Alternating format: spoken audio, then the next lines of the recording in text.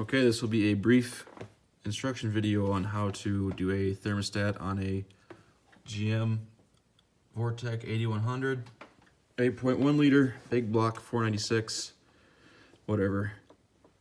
So pretty easy to do. Your thermostat housing is located right on top here between the alternator and the power steering dipstick. First thing you're going to want to do is unbolt the dipstick with that 10mm nut holding it on, and then you got two clamps down here holding it down to the reservoir. So just undo that nut and those two clamps, pick it up, move it out of the way. I would suggest leaving it on the reservoir though, or putting some sort of protector over that, because you will spill coolant all over and get some inside there otherwise. Not good.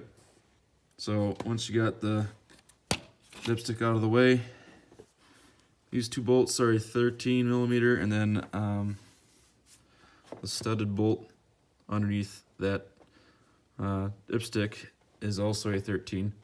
You're going to want a deep socket for that. Undo those and give your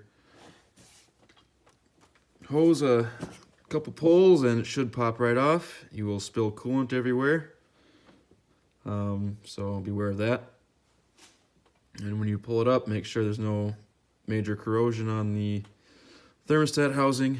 And when you go to remove the thermostat and replace it, make sure you install the rubber seal correctly and install the thermostat back in the housing correctly.